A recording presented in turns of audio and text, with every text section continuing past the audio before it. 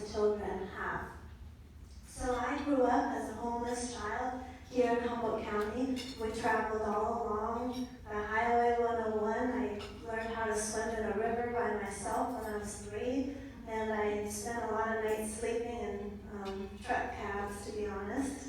And when I was about 6 years old, it was time for me to go to school, so I was enrolled at Marshall Elementary, which isn't a place any longer, but it was a great education, but pretty quickly into it realized that my circumstance was a lot different. That I didn't have what the other kids have, and that maybe something could actually potentially be pretty wrong in the situation. So when I was in 2nd grade, I was approached by my teacher, who I consider a saint, and she asked me if I knew what neglect was. She asked me if I was familiar with the fact that my mom might be using, substances, and that there was potentially something better for me out in the world. And I was actually really coherent for a 2nd grader, I think, because I said, yeah, I absolutely know what's going on, and yes, I'm ready to move out of my house and do something different. But I don't know if you necessarily say that as a 7-year-old, but something, compelled me to do so. So I went into foster care that day, actually. I didn't get to go home.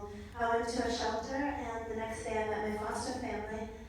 And I think that the correlation between the desert and between that experience is the fact that in that vulnerability and in that moment where I was without the love and without the family that I had once known, even if it wasn't necessarily a healthy one, it felt like being in the desert, quite honestly. But a little bit into my foster care experience, this woman came into my life, and her name was Marge, and Marge was an extraordinary human. She came in and she immediately loved me. We didn't even know each other, and she just showed up and said, "Would you like to go to Hometown Buffet?" And I was like, "Would I?" I'll be delighted. So there's a lot of things that I remember about her. I remember that she would come over about once a week, and that she would give me the best hug. She would just wrap me up. She had this very, just whole, womanly feeling that I just couldn't get enough of. And I remember lots of chocolate milk with ice cubes. But there's also some more serious things that I remember. I remember being in one of my foster homes and experiencing sexual abuse. I hope it's okay to say that, but I feel like we're all adults here. So she was the one that advocated for me. I think at the time it wasn't very common for people to say that, to be able to speak up and say, hey, something's going on here and it's not right, but I did it, and she was the one that advocated for me and got me placed in a new home, so I'm forever grateful for that. But there's other things that she did.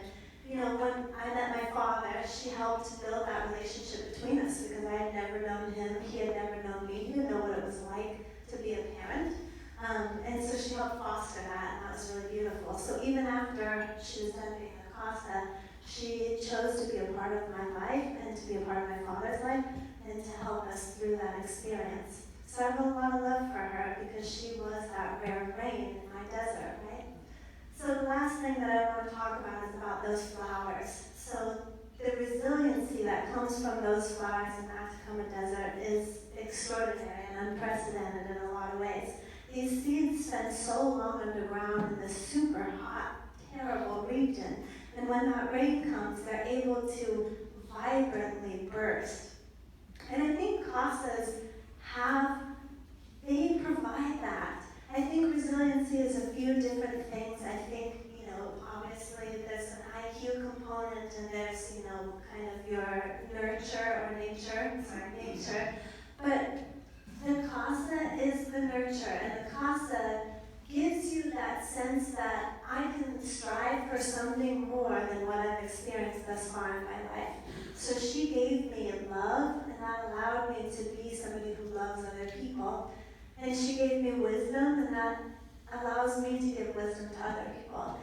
And so I just think that if we think about the Atacama Desert, and we think about the blessing that those rains give, we can know that we're here because we're going to be making a difference, and that it really works.